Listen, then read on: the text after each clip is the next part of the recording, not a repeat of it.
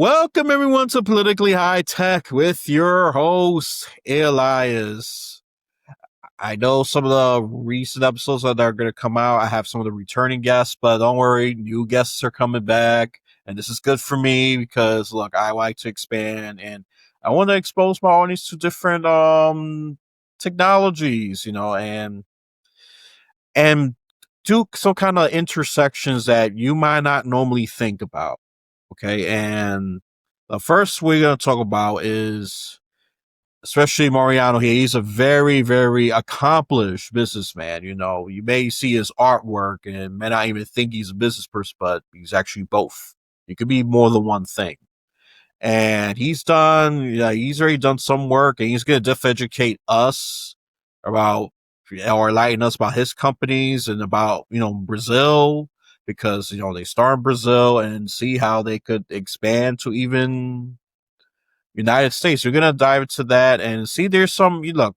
And I like what he said right before recording that healthcare is not one issue. It's each country got its own different version of issues. So it's like 190 plus issue because each of them looks healthcare. Each country looks at healthcare very differently. Yeah, you may have some similar systems, but there's always differences how it's run. It's always impacted by culture, what kind of people, even geography, all of that stuff impacts healthcare. So much stuff, even your DNA. Okay, yeah, even go to your DNA. So it's that complicated. So we're gonna get into that, and before we get started, I'm gonna do less monologue and get straight to the introduction.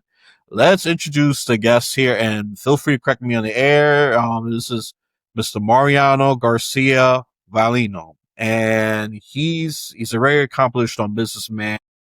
First thing we want to talk about is healthcare and how healthcare could improve outcomes through technology or even AI or whatever. Because I think AI could improve healthcare. It's just how we use it and how we implement it is really the important part, right? So before we get started, Mariano, what do you want the listeners and the viewers to know about you before we get started? Hi, Elias. Thank you very much for having me. I think you're very, very kind. I've been involved in healthcare and technology for a long time now. This company I'm running now is my fourth company, and the three others have been fairly successful. We've sold the three, IPO'd one of them for over $1 billion. So it has been a nice career. And fairly recently, fairly recently, 5 years ago. I've launched Axenia, which is a company that it's doing exactly what you say. It's trying to take advantage of the massive amount of data that we can now collect and AI, because one thing actually goes hand in hand with the other. So healthcare has been producing data for ages, and when you look at the sheer amount of that, it's about, I think the number is something like 60% of all data in the world belongs to healthcare. The issue has always been the huge amount of it, and the fact that it's very fragmented. So putting it all together in one space, it's difficult technically, and it's difficult because of regulatory things as well. So, but recently, governments are slowly going into open healthcare, something similar to open finance, which, as you know, revolutionized finance industry. I think that will revolutionize healthcare as well. But you need as well AI. Otherwise, you will have a huge amount of data that even if you put every single doctor on the planet to look at it, you will not get. We will not get that. But I think we do have that right now, and we're starting to see impact of AI everywhere in healthcare, which is in a way encouraging, because you know that we have been seeing impact of technology every single place on earth, and there is this very famous phrase about from Mark Andreessen saying like software is eating the world. That has something like 20 years, and in healthcare, it has not yet have a lot of impact, and the reason is that we needed more technology to actually impact something as complex and as critical as healthcare, and I think we now have it. So I think we are going to see great things coming from that. I mean, I'm excited about it because I could see potential here. I mean, AI, I'm critical about it when it comes to customer service.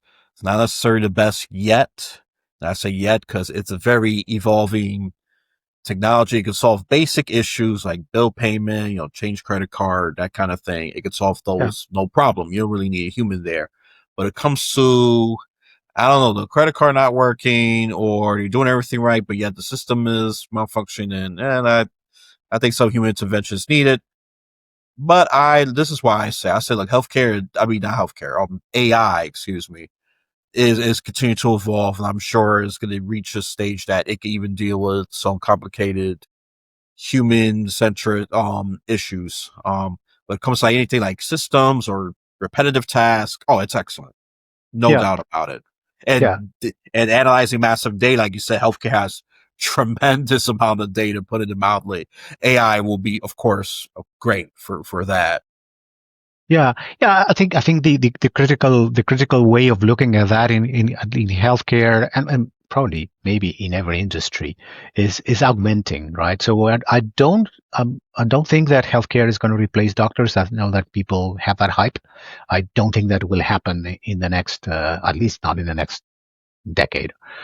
We don't know how much it's going to improve beyond that. No one knows. Maybe it comes a time where you're going to be comfortable and safe and happy in a robot hands. It's not the case today. I think the case today is that you eventually need a doctor, a human nurse, or someone like that for technical reasons and also for human reasons. I think that you're really not comfortable with a machine making the decision, even if the machine is better than a doctor. Even when we use algorithms today to diagnose, it is a doctor who actually makes the final call, and I'm happy with that. I don't think that we need to change that. I think the great thing here is that doctors are an incredible resource, very, very difficult to create. So educating a doctor takes a lot of time, a lot of money, and there are only so much of them. And so the more you can take routine tasks from them or things that take a lot of time for them and focus them into the right problem, which is something that AI does really well, the better we can use the resource and the lower the cost is going to be. So the way I see it here is a little bit like traffic cams, right? So you can have a city completely safe if you put a policeman in every corner in every street, but you don't have enough policemen to do that. So you can put cameras in every corner in every street, and then the cameras will actually drive the policemen where they have to be and not where they don't have to be, and that's the way you optimize security. It is a similar thing with healthcare. So with healthcare, you can monitor people, you can make complex analysis of people and flag people for further review by a doctor or by a nurse, and that's the way we do it. And we feel it's probably the way it should be done. I don't think that we need to think about we're going to replace a nurse by this, we're going to replace a doctor by that, and there's no need for that. Doctors are really good. What we need to do is don't waste their time with things that a machine can do. Oh, I absolutely agree with that. I think, I love why you say you need to prioritize, focus where they really need to be instead of just doing the guesswork or patrol. Like, that's more like a police example. And healthcare, I think, they can make better decisions and, and focus on, doing the real important work, saving lives and all that. So just, I don't know, dealing with insurance paperwork, for example. Maybe AI could expedite that part of the process. And I'm using sadly the American example. That's the only healthcare I'm familiar with. But, you can lie to me about how Brazilian healthcare works, what's similarities and differences, because theoretically, Brazil has a universal healthcare, even though the outcomes are not great, but maybe with AI assistance, it could Yeah, improve. yeah, yeah, and hopefully it will at one point. I think that at this point, just because private companies are better funded than the public system, the system is starting more with public companies, but the public system is also interested in adding technology, and I think at one point they will. It's more difficult when you have a country where around 30% of people basically consume like 70% of the healthcare resources because they're in the private plan. The public plan has to deal with a huge amount of people close to 150 million people with very little resources. So it's more difficult for the public system to actually capture that, but they will, and they are the ones that can benefit more. Oh yeah, absolutely. Yep.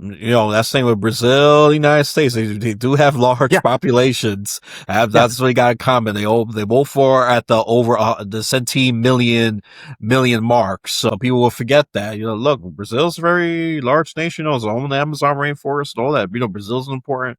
I mean, all countries are important. Let's just be clear. But there's things that people don't dismiss. Just because I'm talking about Brazil doesn't relate to you. So, there's some relations. Once the Amazon rainforest is destroyed, don't be surprised if oxygen and air quality will fall apart, but, that's a whole other issue. But my point is, don't just neglect, let's go talk about Brazil here. Oh, there's got nothing to do with me, Americans. Let's be honest. I love America, but sometimes we be so self-centered that the other countries don't matter as much. Yeah, no, I love America as well. I lived there for a while, studied there. I have a lot of love there. I think Brazil is a very, very large country, very sophisticated in some areas. It's a little bit like two countries when you look at it. There's a lot of difference between the wealthy part of the population and the less fortunate part of the population. So when you look at that, you have like 30 million country of extremely sophisticated people, and when you think about that, that's the size of Spain or France or something like that. So you have a large country within Brazil that is very, very sophisticated, and then a huge amount of people, 3 times that has less access to everything. No, absolutely. And the private health insurance part, that one, you can make that connection right away, because those who got private health insurance, you have better outcomes, you're well funded, they're already, doing AI implementation faster than those that are in more in a public system, and that even applies to United States as well. And if you guess that, people, I'm going to be a bit mean. You're not getting the prize, because that's an easy one to guess. Okay. Yeah. But go ahead if you want to add something. No, I mean, as in Brazil and the US, in the private system, they work very similarly. The systems are very, very similar. You have same companies playing in both markets. So you have Blue Cross Blue Shield, for example, working in Brazil. You have Bupa working in the US and Brazil, and others. It's just because the systems are so similar, and we're studying in Brazil just because we were here. And when you have large market and good funding like in Brazil, you stay there for a while. But I think that there are companies that are doing similar things to what we are doing, and these are relatively new companies, startup companies like Collective Health. I admire what they're doing very much in the U.S. Or there are very old companies like Kaiser Permanente, which are doing similar things to what we're doing as well. So I think you're going to see technology evolving into very interesting places in both countries. And at the end of the day, the fundamental problem why healthcare is not being able to scale as fast as we want is the same everywhere in the world.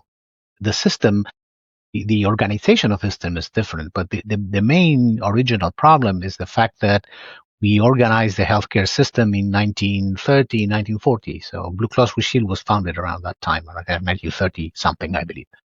And at that time, the main problem that humanity had were acute diseases. So most people were dying. More than half of people were dying of an infection.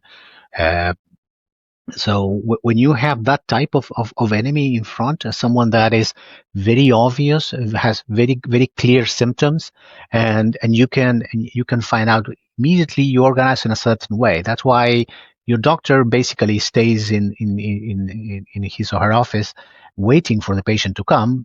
But that makes sense only if the patient will go, right? And when you have an infection, you will go because you have pain, you have temperature, you have a general feeling of not feeling well. But when you have diabetes, for example, that doesn't happen. You can have diabetes for sometimes decades without having any symptoms, so you don't go to the doctor. You can have blood pressure for a long time, and very famously, you can have blood pressure for decades without having just no symptoms until one day you drop dead. And So those things require a very different approach. It's not enough for the doctor to wait for you to get there. You have to go out and monitor patients and make sure that they can deal with the complexities of the disease. I mean, the example of diabetes is very eye-opening. When you look at diabetes, every $100 that we spend in diabetes, about 33% of that is doctors, is medication, and it's lab tests. That we want to spend. But then you have about another third that is the patient actually made a mistake because it's complex to count carbohydrates, to understand what type of insulin you need to use and when and all those things. They make mistakes. They end up getting into an emergency room or a hospitalization. Another third is because the patients actually made those mistakes so frequently in time, they develop another disease that comes from diabetes, like diabetes foot or retinopathy or things like that. So when you look at that, every $100 that we spend in diabetes, and a diabetic person in the U.S. may spend something about $15,000 a year. So we're talking about $5,000 of that is good. It's something that we should spend. $10,000 of that is something that we should avoid. And the reason we don't avoid it is because the patients are very much alone all the time. We're not monitoring them. Now, very recently, in humanity terms, in the last 10 years, we've been seeing devices that can monitor people all the time, and we all carry an Apple Watch or something like that all the time. But what do we do with that data? Pretty much nothing up until now.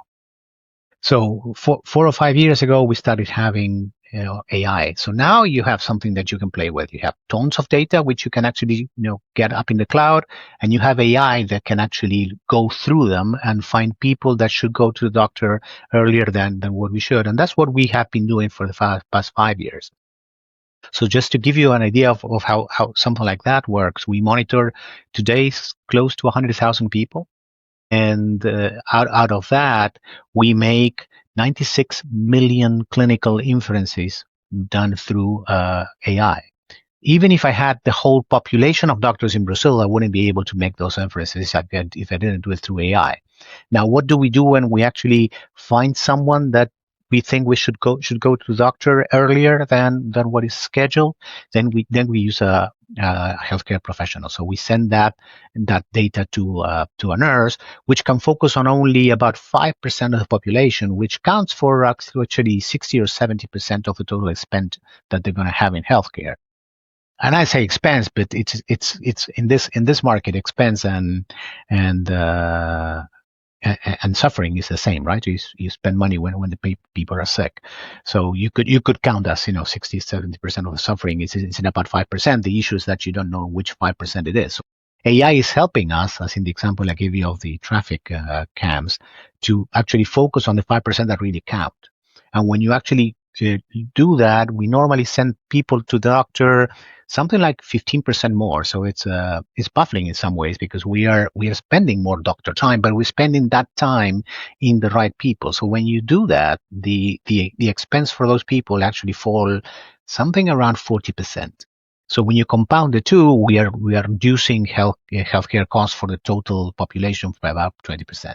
Oh yeah, no, that's another potential I saw. So maybe we could reduce healthcare, waste, financial waste that you was talking about, and of course, even control on the cost is focused on that 1/3, and the other 2/3 we could reduce expenditures there, or maybe reallocate that to somewhere else where we could probably, I don't know, fund better machines, or whatever that could improve the healthcare outcome, or improve people's just health, and that's great, and that's another thing I can see potential on, because there's a lot of waste. There's a lot of waste, I'm not gonna say fraud. Fraud is not as common, but there's a lot of waste in healthcare. Well, fraud is another area where AI, we're not doing that, but there's another area where AI is actually getting a huge impact. There are companies working between the providers and the health plans, understanding when there is fraud and other related things like bureaucracy and inefficiencies and mistakes. Those count for around 20% of total expenses. So there's a lot to be reduced there as well by using AI. But just to give you, just to reinforce your point, how much we can do with that. Healthcare is a $10 trillion issue in the world. It's a 10 trillion expense in the world. That's about the size of the energy market, or about the size of the entertaining market. So it's huge. It's one of the top 3-4 industries in the world, and we are probably between misuse of resources because of fraud and misallocations, and because of this thing that can be avoided. We are probably wasting around 50% of that. So we are probably wasting 5 trillion.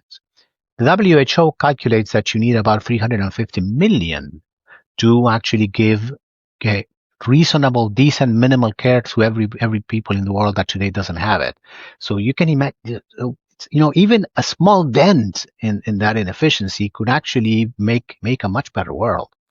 See, people, there is hope. I know news like to give you a different perspective. It's, this fraud is happening. Healthcare, what's going on? There's corruption. Blah blah blah. You hear the doom and gloom kind of hype. Especially one person create this fraud, and it could be a high profile person or a rich person normally, or a very clever criminal. Look, I think there's hope, and this is why, as for AI implementation, I'm a cautious optimist. I'm aware on some of its potential for danger, but as of now, we could use it just like all new. This is AI is not new. AI has been around decades before we started. The only difference is, and I'm going to keep saying it again, ChatGPT just made it public. That's the difference that they did. They made it public for regular people to use AI. AI has been used on video games, calculators, much before ChatGPT. And feel free to chime in on that. This is more your expertise. The only thing ChatGPT and Perplexity, all of them, they're just making AI more accessible to regular people who don't have a strong or hard tech background. Yeah, we had been doing things with smaller algorithms before. It is true, all the LLMs have actually been a revolution. So the impact that we're having today, it's growing exponentially. But it has been around for a long time. I totally agree with you. I mean, that's a fact.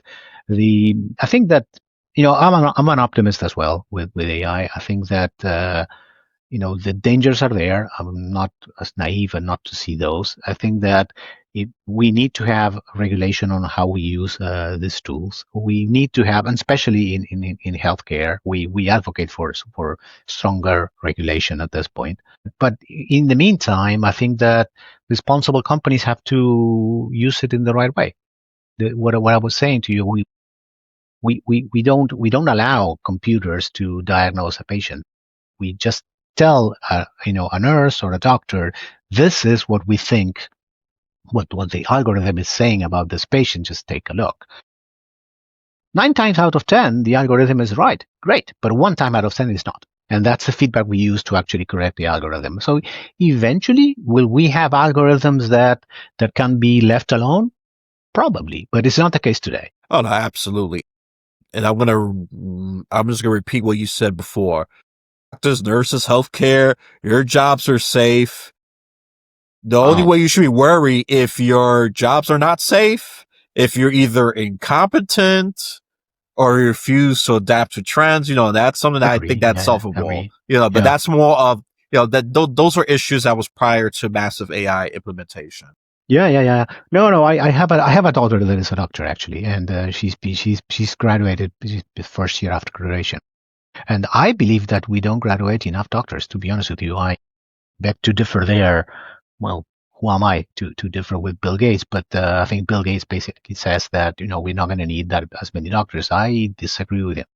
I think that we're going to need more doctors in going forward. I think that there are a lot of issues that we can solve if we fund it the right way. We need to find these pockets of inefficiency to actually drive that money into places where healthcare can actually have more impact.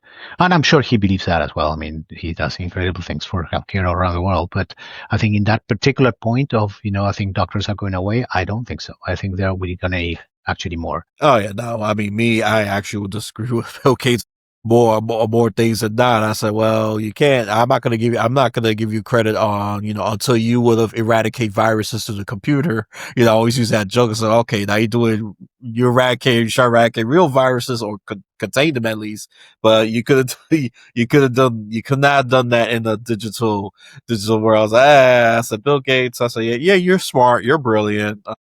But yeah, I'm actually on your side on that one. We need more doctors. We need healthcare, and I will expand it further. We need more nurses. We need more of healthcare staff. Even the administrators. Well, actually, the administrator. I think that's the one. I think AI could.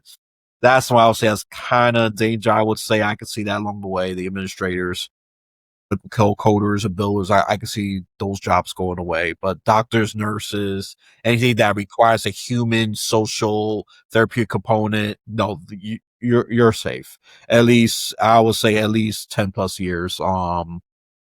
Yeah, those you're safe. And guess what? There are shortages in America. They are healthcare. There's still some healthcare shortages. So we actually need you more than ever. If I you're in agree. healthcare, you're not going to be replaced by AI. You may work in companion with AI. I could see that definitely for sure. But actually, I'm seeing that implementation happening right now. Well, you're going to be replaced by AI. I know that's just like you said. That's the popular hype, very popular hype globally. But you're fine. The ones I say that were ironically the most in danger are the tech workers that develop some of this. That's a big True. irony to me. Yeah. Yeah. And office workers, those I could understand some of the concerns. Like I said, unless you adapt and adapt to the trends and the technology, Great. you should be fine. I But if you're agree. gonna be a dinosaur, is oh no, AI is the devil, it's gonna kill me, I refuse to do as well, then you just made the Yeah. situation worse for yourself. Yeah, I go ahead. agree. I agree. Oh no, I agree. I think you're right. I think for office workers and for tech workers, I think the funny stuff is we are able to cope with a lot less junior people, but we still need the senior people. The question is, what are we going to do when the senior people retire? Because we are not going to have junior people going up the ranks.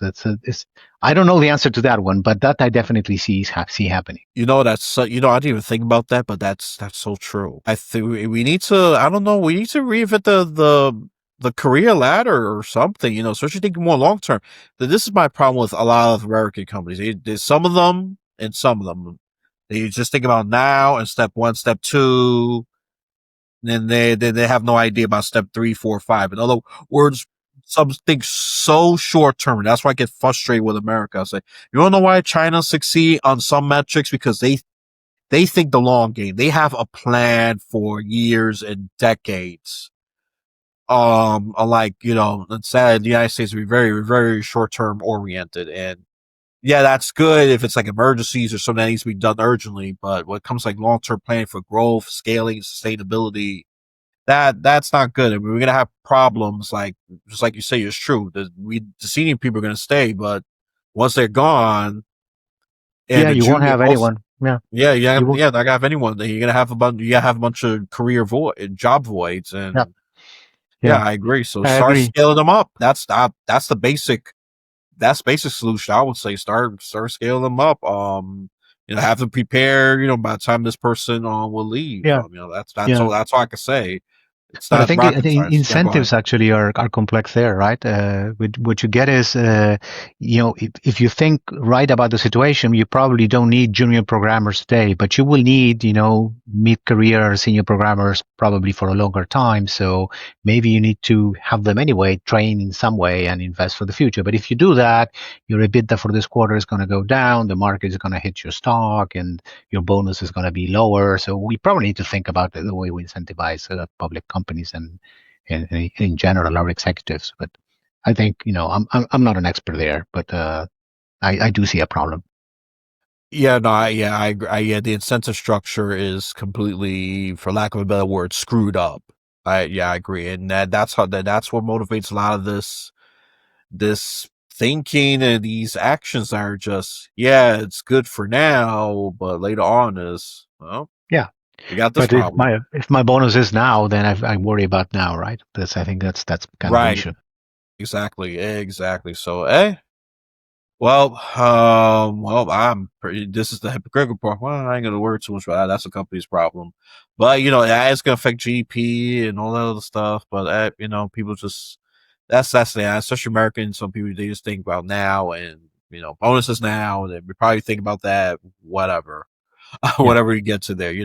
Well, Go with the flow kind of thing. Yeah. yeah, it's the thinking that brought us the climate issue as well. So we should you think we should have learned? Oh, don't get me started with that one. We should have been learned. It was way overdue. And I always go back to this anecdotal personal example that I forgot what clean air felt like during the pandemic when there was no cars roaming around. I was like, wow, this is amazing. Look, this is the climate.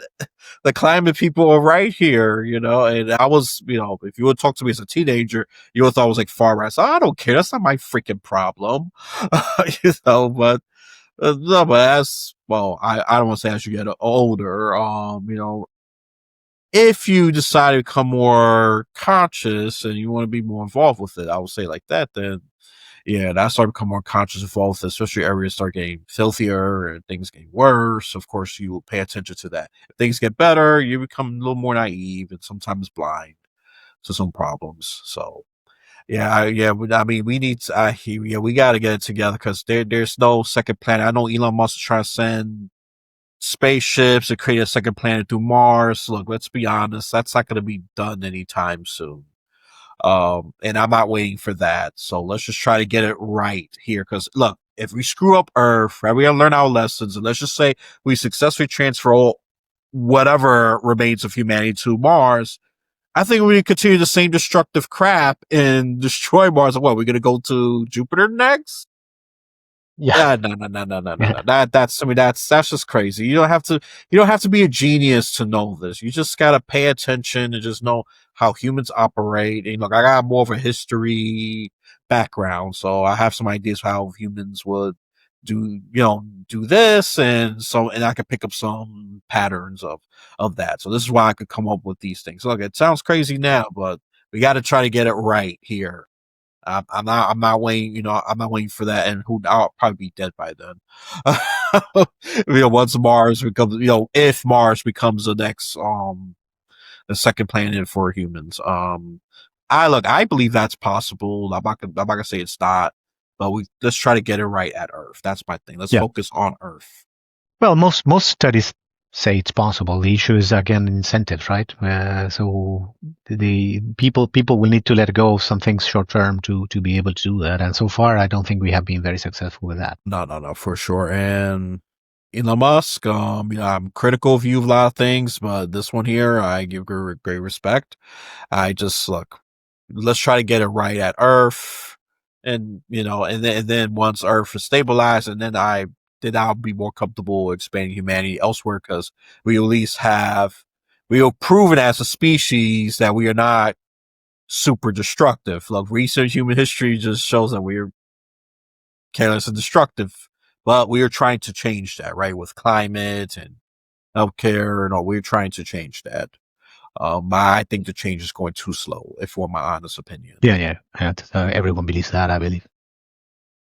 So, alrighty then.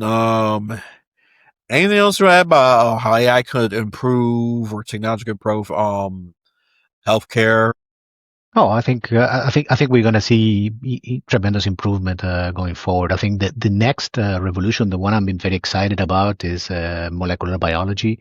I think there are companies in the U.S. and Europe and everywhere else, but some in North America as well, that are getting very good models and understanding very basic biomarkers that you can take with a few drops of blood and understanding a lot about what's going to affect you in the next future at all. So this is just starting. I think that the people that have access to this is very few. This is very expensive treatments for now, but prices are coming down, and I think we're going to see that massive in the next 5 years. And I think that's going to change tremendously the way we operate. And I think the diagnostics again it's amazing. What are we doing with images and with other stuff? Computers are getting way better than humans in that. Again, they don't replace the human. Someone has to look at diagnostics, talk to the patient, they make the decision, and that's yet not something AI is good for. But helping doctors make less errors, I think it's going to be fantastic. Like I say, AI is excellent for scouring through massive data that, let's just be honest, a human brain just can't process, right? So AI is great for that. And I agree, making less errors, having more predictive, I would say that, yeah, biomarkers that will give you what, 5, 10 years lens about what diseases are going to pop up with your, based on your current trajectory, of course, what you're doing, eating McDonald's, of course, it's bad for you, especially the American version of McDonald's. Okay. It's filled with crap. Uh, Yeah, everywhere in the world the same. Oh wow! Well, see, I would not know that, but yep. So McDonald's fast food in general is not good for you, but at least you have a predictor. Oh, you got so much of this grease, this disease is gonna pop up. Probably, That is yeah. easy to predict. That one is easy to predict. If you eat that type of food, you definitely are gonna get sick at one point. But I think the one based on genetics, I think that's the one that's gonna be probably groundbreaking because it's set. Some people more susceptible to certain diseases based on genetics and history and all that. I think that would Yeah, be that I would be agree. very I agree. helpful. I agree. I think we see genetics a lot there. I think that the interesting thing is we're going to start to see lifestyle also choices reflected on biomarkers. And at this point, as you know, I mean, the perfect, it depends on the disease, but roughly about 30% of any disease is genetic and 70% is lifestyle, particularly in chronic diseases. So when you actually combine the two, you're going to be able to predict, way better things like cancer or diabetes or high blood pressure or things like that. Right, have more customized health plans for that person. Of course, with the regular, yeah, like you said, regular, chronic disease like diabetes and all that. A lot of that is lifestyle. Let's just be honest. Yeah, genetics may play a role, but a lot of it is just modern lifestyle played a huge role to that. So yeah, I agree. We have the fundamentals, the normal plan plus whatever is customizable on the side based on genetics and all that. So you might have to do a little more of, yeah. Let's see. Maybe you might recommend meditation. I don't know, or maybe you say this one you should run more. Um, things like that, more customizable health plans. Which I mean they kind of are, but sometimes they go by this general flame that everybody's like the Yeah, same. And that, but some people burn fat faster than others, and some don't. And, and if you go by gender and all of that, and then well, they're already doing that, but they're let's just use two guys, one very chubby and one very skinny. They eat the same food, but however, but they both going to get diseases. But one looks healthy, the other one doesn't. And we get to see just beyond what we can see physically. With the biomarkers will be very very very good. So that one I'm optimistic. So healthcare is getting better, people. I don't care what the news tells you. It's getting better. It's just that the news would rather you see, I don't know, a doctor kill someone and get you all scared or something like that, or a doctor rob $1 million, or a nurse throw an elder out the window. That's the stuff that you get from the news, not the not. I mean, they rarely report positive stuff, so don't go to your news for your primary source. Talk to someone and even talk to your doctor. This way, you got to talk to your doctor and healthcare staff. They'll know what's going on more than these media companies. Okay, generally speaking. So that's my advice to you to combat that doom and gloom narrative. Is it going to be disruptive? Can it be messy to transition? Of course. Um, but that's with all major changes. It's going to be disruptive. It's going to be messy, and then we implement it. We get better and better and better. The Industrial Revolution, that was very messy when that started. A lot of people from the farms, they flocked to the cities. It was get less farmers. That was a very messy transition. I mean, this is not the first time humans are going through a massive change. yeah, no, absolutely, absolutely. I mean, everything gets messy at the beginning, and eventually we get more data and we understand, what works, what doesn't. But I'm very optimistic as you are on where healthcare is going. Yeah, so that's why, if you would talk to me as a teenager, I would have been a complete opposite. I'm the doom and gloom kind of person. Oh my goodness, the robots are gonna take over. Terminator's gonna cut my heart open, harvest it just to, I don't know, suck energy or things like that. I used to believe that, but as you calm down, you think, stop being brainwashed by movies, because movies is another thing that gives that negative impression that the robots are taking over, and I mean, not just Terminator, iRobot, love those films, by the way. But the main point is they do give you a negative doom and gloom feel. Whatever gets so advanced that these robots, form a conscience, and then they take over this, and then they tell their other units that, oh no, humans are the problem. They need to be removed. That's sadly, they're entertaining, but just be careful. Just be careful what kind of messages you are absorbing. All right, so that, I think a lot of it comes from that, and in the media as well, and political channels that say, "Oh, we can lose your Well, job." and Completely, clickbait and things like that, right? So you're gonna be fine. And then those of you that are retiring, well, congrats. That's what I'm gonna say to you. A lot of you deserve that. So, alrighty then. yeah, I think I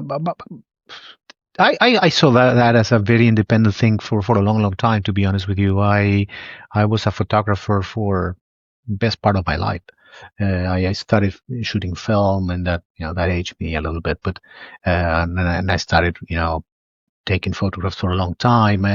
And about 3 or 4 years ago, I decided that I was doing a degree in photography, and one of my teachers said, I started finding things that I never found before, and I didn't know what to do with that. So one of my teachers basically told me, why don't you try and get a curator that drives you through what you're exploring. And I did that for over a year and something. It was hard, and eventually it turned into the body of work I wanted to show.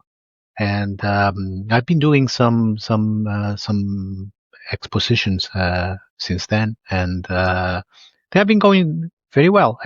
It's funny because I transitioned from film photography into digital photography about 30 years ago, and now I've transitioned into AI powered photography as well. And my vision for things have actually become sharper. It's funny when you actually put AI in the right way into the system, you start getting things that you couldn't do before when you maybe had only in your head, and now you can do that. But it's so the connection probably is technology and AI, but in practice, I think you have been doing that for longer than that.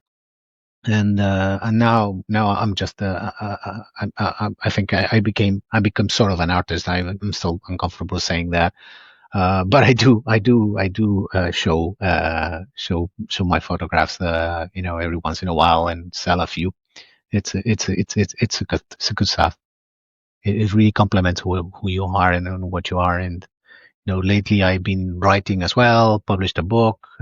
So I think in some ways I've become more of a complete human being by doing those things. Okay, what I read up on you is, oh yeah, you have a deep photography, yeah, you have a deep photography, yeah, background. I was like, yeah, you went from black and white Yeah. to straight to AI. I mean, it doesn't get more transitional than that, people. I mean, come on. I mean, what? I mean, I'm much younger, but yeah, when I took pictures, yeah, this is what the last days of Kodak going to digital cameras. That's Oh when I yeah. started. So, of course, and I mean, for some reason, and I keep getting this compliment, because some people just say, "Wow, you actually take great pictures." Because I was trying to angle it, and I just do like very basic photography. I'm not gonna compete with that artwork and all that. Look, I will not compete anyone on art. I suck. I'm appreciative of art. I can consume art, but me producing art, no, no luck. You'll think a 5-year-old did it. And between me and a 5-year-old, you can't tell who did what. If you see our artwork, I was like, oh, which one Elias did? Which one the 5-year-old did? You probably can't tell. They both are, silly, it's abstract, it's messy, Yeah. Yeah. So I think that can be said for many of the things that are hung on contemporary museums as well. I think that the main thing that we're seeing with contemporary art is not that much about technique. It's more about meaning and what is behind that and what's the concept and things of that sort. So sometimes you don't have to dismiss a piece of art just because it looks like it could be done by a 5-year-old, because there's a lot of more behind that. Oh yeah, but see, that's the thing with me. I'm such a traditionalist comes to art, and I know I'm going to be like hypocritical because I know I'm going to be kind of hypocrite here, but I'm just going to say anyways. I appreciate art that's concrete and things like the Renaissance or sculpture. I mean, things that is like, wow, that looks so amazing. And then sadly, I do dismiss things that's just abstract or something that look like a 5-year old could do. And I had a very passionate debate with my art friend on that. I said, look, I'm more traditional. I'm more traditional. Look, I will even say Lego is a legitimate art because you create something even abstract or concrete. I appreciate more concrete, so I can identify the object, and then it just create my story from there. What's the phrase with art? What the beauties of the eye of the beholder kind of things. It's yeah for me. It's just yeah for me. I just appreciate more of that kind of art. But I do agree with you're saying. It's more behind the meaning and the story, and as opposed to polished, nearly perfected techniques, or that was used to build that, whether it's painting or sculpture or bust, whatever it is. Yeah. For contemporary art, yes, I think, and then there's nothing wrong with not liking it. I think that you may like a few things, you may not like another things, and there's nothing particularly brainy about liking contemporary art. You may like it or not. I think that what I always tell my friends, and I tend to like contemporary art a lot, but I understand people may not like it. And what I always tell them is, try to understand what the artist try to do there. And if you understand it and you don't like it, that's great. You don't have to. What I think it's important is not to dismiss it without understanding it. Yeah, you see that. See that's some. I just sometimes just dismiss it outright. So I'm not a big fan of the Museum of Modern Art. I'm more a fan of the Natural Museum, or even the Metropolitan Museum, which is a very famous museum that has a lot of it's based on people's preferences and tastes. And I that's the thing with me. I read, even though I don't like it. I read the little captions just to try to understand why they made this, and especially for contemporary art. But yeah, the artist was trying to do this. The artist felt a certain way. They want to project it. I don't know, sorrow, sadness, or person who's ADHD. I think that's good for ADHD because mentally their brain's going through so much Mhm. hyperactivity and disorganization, right? I was it's okay. I understand that. I don't like it, but I understand it now. That's perfectly fine. I mean, Yeah. you can see a Pollock, and many people would basically say, this can be done by a 5-year-old, and maybe technically it could. But there's something behind that, and you may like it or you may not like it. I mean, you're not forced to like it just because he's famous. Oh yeah, no. Oh, absolutely. And people just make sure you don't feel pressures because it's famous, and just make sure it's not all in your head. Because sometimes we react, stuff that's just in our head as if it's just reality. You don't have to like it just because it's very famous. Mona Lisa. Some people may think that's trash, and that's a very famous, art painting. Me, I find it interesting. I don't think it's the best, but hey, that makes art very, very, very interesting, right? It expresses a human creativity, individualism. And yeah, it's very interesting. It's very interesting stuff for sure. It's yeah, for me, but then what art I do tend to like too. This is like skipping over that whole abstract thing is digital art. I mean, especially done, it's amazing stuff. I Yeah, mean, I yeah. could just sit there. I mean, I went to one. I'm going to be very brief about. 'Cause I want to hear about your work on that as well. That I went to a very recent art exhibit that they use digital projectional that so well. I didn't realize I was sitting there still enjoying it for 30 minutes straight. It felt like it was 5 minutes. I mean, the lights, the Yeah, music, I mean, everything just going yeah. together to me it just seemed like a cohesive. I just think my brain just likes to find something that's cohesive, thematic. That's how my brain works. And abstract doesn't always provide that for me right away. I think that's why I tend to dismiss it. That's just a my self analysis. But yeah, digital art is actually really amazing. I Um, agree. I agree. Yeah, I've seen incredible things done in digital art, and the beauty of that is sometimes you don't even have to go to a museum to do that. You can go to a website and see it, and that's very very democratic. You can make this the same to everyone at the same time. It's very very good. But maybe you're not gonna like my photos as much because they tend to be very abstract. But in any case, for me, they make a lot of sense, and it has been a great experience. oh yeah, no, I was looking at it. You know what got me interested about just like you said, this is strengthening your point, getting to your behind the scenes.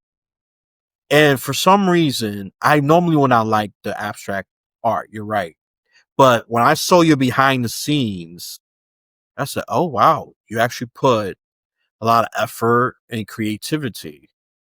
Thank you, thank you. Yes. No, I was seeing like, and trust me, hey, he has a huge collection. People, I'm gonna link that site on the description, because you need to see this, people. I look, I will even love to have a little artistic, healthy debate. Do you like this? Is abstract art really art, or is it only traditional art, or is it the other way, or the things like that are just framed in a certain way. I have an artistic debate about. I'm going to be crazy to say this. Why is these pictures that Mariano produce could be better than the statue of David or Mona Lisa? You Wouldn't go know, that far. I'm not sure I but will go that far, but I was just saying, oh, craziness. Some commenters might. That's sort of the comment section. Some might be willing to do that.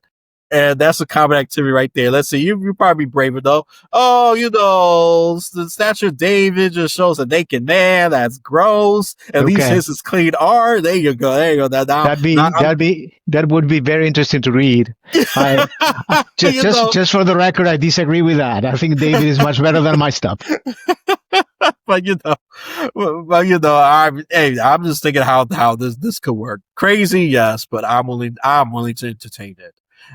Crazy is a secondary brand of this podcast. So, hey, if you could debate that, I give you great respect. Comment section, and I'll actually even give you a shout out.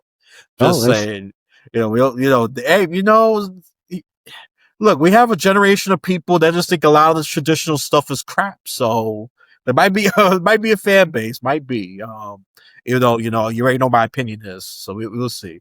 We'll see. No, but really check his artwork out. You don't need my stamp of approval. Okay, I'm not an artist, and I will never be an artist. So I'm just a guy yelling at the mic when it comes to the artistic things. And you call me a conservative snob on that, and I'll happily take it. Check his work out because I just appreciate the effort you put into it. I think it makes me appreciate it more. So it actually backs your point up, which I was trying not to. But hey, where was the one I was looking at? Yeah, there was a lot of. Let me go back to the works. All right, yeah, but I don't know. Yours is not the most. I can kind of see it. It looks like one of them looks like buildings. So the shape Yeah, of the yeah, yeah. residue, for example. That was see that's not the most abstract. And I mean, my definition of oh yeah, this one's really abstract.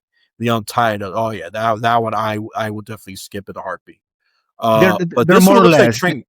Yeah, there are more abstract, less abstract in that collection. I think it tries to represent mostly São Paulo. I think most of that collection was taken in was shot in São Paulo. There are pictures there in Barcelona and other places, but most of that is like a big city. When we put it together, I think there are some pictures. There's a video of the gallery where we actually show that, and the exhibition was like huge amount of pictures and very large, so you felt like in the middle of a huge city like Sao Paulo. Was That was kind of the idea. So you see a lot of pictures there that actually you can identify buildings or lights or bridges or things like that. Yeah, so you see, yeah, see, so you're not hardcore. I won't say you're definitely not hardcore abstract. Hardcore abstract is ones I dismiss immediately. It looks like scribble scrabbles and all that kind of stuff. Even though I would read it pretty quickly. I was okay, but that one, yeah, you're kind of yeah, I do see abstract, but I don't know. I don't know. I think you're exposing something. I think you're exposing my hypocrisy. I don't mind. To me, I'm not gonna die if this gets exposed. I just think Yeah. I think dark abstract is more interesting to me because a lot of abstract uses kindergarten colors. I'm beginning to realize like a lot of my criticisms have, like the yellow, the blue, it look like just little scribble scrabbles. If I see it childish, I dismiss it. But yours is more. It has like technological aspects to it, like a little bit of it, and then I see like dark colors. I see contrasting colors that interests me more Yeah. actually. I, That's I, how I'm I noticing. Yeah, I No, don't go think ahead. I think in terms of abstract when I create one of those. I think more that series is about hyper objects and trying to find how everyday objects actually affect time and space beyond what we can see barely. So you will see that there's a lot of overlapping takes one over the other just to symbolize the amount of time that is passing and the way things are being changed by the passage of time. So I think that was more in my mind than being abstract or concrete, to be honest with you. Oh no, absolutely no. I don't think I'm just thinking artists just want to create their work based on the expression, what they see. All that. And I'm sure they're not thinking abstract and all that. That's my thinking. That's my lens. When I look at art, let's just be clear, listeners. If you that's just my lens, you have your own lens. Maybe you like a certain theme, or maybe you like I don't know, more paint oil, whatever, right? Me, I tend to look at things like that, but that's a more interesting kind of abstract. I mean, I gotta kind of reevaluate because before I would just say I would have rejected generally abstract work, but since you're using dark and light color, I see you constantly using contrasting colors. I'm gravitating towards that. See, I didn't think about that before. I really didn't. I really didn't think about how contrasting colors going to affect my attention span to that because a lot of them we go to the yeah, some of the MoMA has used it, but I could dismiss as child's work because to me the art quality is not there and it's dull and some of it I'm gonna say even lazy, but that's just my opinion. And some people can say, "No, this is absolutely fantastic. This is creative. This is innovative." Blah blah Oh, blah that's blah blah, great. and that's fine. And like I said, and again, I'm gonna have to repeat this: disagreement does not equal hate. Of course. I mean, that's perfectly fine. I mean, I don't think there is one single art piece in the world that will be universally loved, and if there is, we should do something about it because the part of the art is creating the discussion, right? Oh no, I agree, and but it's probably one of the few times I say, we gotta examine this. Is it making people? Is it hijacking them? Biometrically just say, oh, you love it. Yeah, I agree. I'll probably even ban it. Yeah, I agree with that. No, the art is supposed to create discussion, provoke thoughts, or even expose something that it was there subconsciously, but you wasn't aware of. Like this is a very good example. Normally, I will dismiss art, and I realize a pattern if it's light kindergarten like colors, or I mean by kindergarten like colors, I see like just yellow, blue, green, red, orange. And he just do scribble scrabbles. You know what I'm talking about. Those I would immediately just dismiss and pay attention to. But if I see some light and dark, to me, I can see it's like you said time and space, and I was subconsciously thinking so maybe something to do with time and space, how things change, or maybe it's disintegrating. But maybe that's not your intention, but that could be my interpretation of it. That's the thing. Create got their intent, and the consumer got their own interpretation. That's what makes art very, very interesting. It's not, just fact. It was not a fact kind of thing. I was like, oh, objectively, my art is better than yours. If I say that, I'm on drugs, even though I've created no Yeah. I don't think art. there is such a thing. Yeah. I'm going crazy if I say something like that.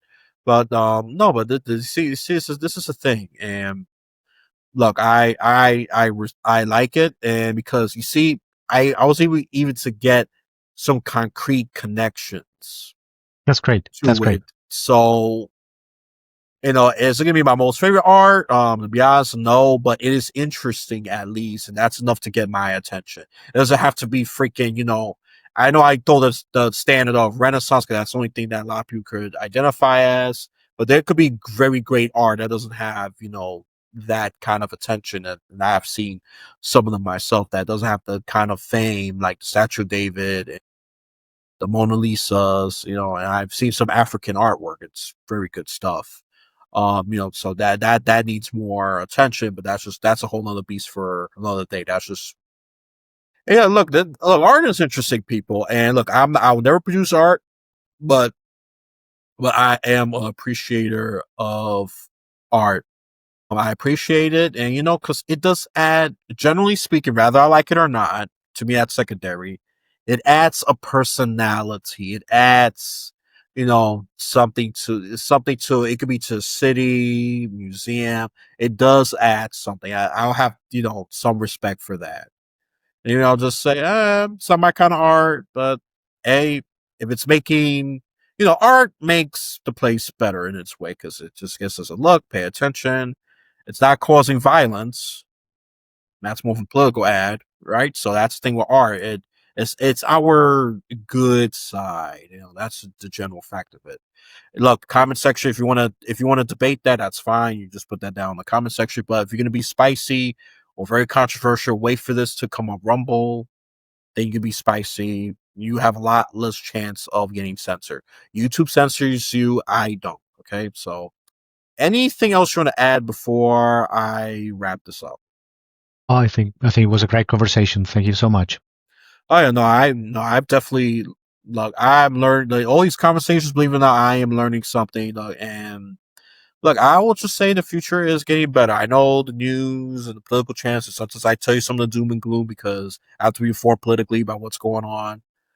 But the world, I just think the world is getting to I would say a better place. We be more aware spiritually. That's a good thing. People is appreciating all these kind of different arts, and art keeps evolving. Look, art. I can never predict what art could do next. Okay, I can never predict that. Digital photography. Like I didn't think that was gonna be great. Ended up being great. So art to me is most unpredictable, but it's a delightful kind of unpredictability. It's a delightful kind for me, at least. So, all right, people. So follow Mariano Garcia-Valino, and I'll link his website and he's a very professional person. He only has a LinkedIn page, so you're not gonna yell at him at Reddit. You're not gonna make you might talk bad about him, but look, I don't encourage that because he hasn't done anything that would encourage that, at least not in this conversation. So look, he's too professional for all that other crazy social media stuff, and some of the are pretty toxic. Like Reddit is the worst. You have to be angry to be a Reddit user. That's only requirement, and just type the keyboard. Yeah, that's the one that, yeah, you're in social media, but that's the most professional kind of social media as opposed to a Facebook, a YouTube. YouTube, you can even say it has a professional space as well, but it's for creative videos and trying to get famous. But you could make the same argument for TikTok and Instagram as well. And so there you go. You only got to link these. Very professional. Before you contact them there, if you got any questions or want to interview him, yep, I'll link that in the description. And definitely his website, mgarciavalino .com. And that's his artwork. Okay, that's what we was talking about. I was just scratching the surface there. I don't want to give you all the descriptions. I want you to have your time when you have leisure time, when you're not busy driving or exercising. Look through that artwork. It's a big collection. And it's accessible. You don't have to go to the Museum of Modern Art, or MoMA for short. Okay, so it's free as long as you have a working computer and the internet. That's the only requirement, and most of us has that. I mean, that's all I can say. I mean, it can't be more accessible than that, right? You just can't. Alrighty then. So now for my plugin for politically high tech, like, comment, subscribe, give an honest review. If it's a 5-star, give at least one reason why the episode is great. And if it's a 4-star or less, how can I improve? And give me one specific way to improve. Don't just say, "Oh, this episode is great," or "You suck." That doesn't help. I even reject empty compliments. Yes, I do. "Oh, this episode's great." How is it great? I want specifics. Okay, I want specifics. It should be that hard for you to express that. Okay, and so far I won't even pay attention to Apple Podcasts. That's where people are dumping the reviews at. If a lot of you flock to Spotify, then I will pay attention to Spotify. But for the time being, I don't really care that much. So, and some freebies for you. Join a new paper. That's news without the political spin. It's short. It's straight to the point. You get your sports, stocks, whatever the news reports, but in short, digestible, form. Okay. It's just, I think the longest read is 5 minutes if you read through all the sections. But if you're only cherry picking one or two, that's going to be like a 1 or 2 minute read. It's very short. It's pretty short stuff, but it's without the political spin. You're not going to hear the left wing, the right wing version, or even the censor version of that coverage. Okay. And another one, joint pot match. That's how I was able to meet Mariano. Joint pot match is easy. It's organized, and you don't have to dig through crazy amount of emails. And look, sometimes we don't have time for that. I'm sure Mariano's a very busy man. I'm a very busy man. We don't got time to click all this conversation. We got to read through all these threads unless we absolutely have to.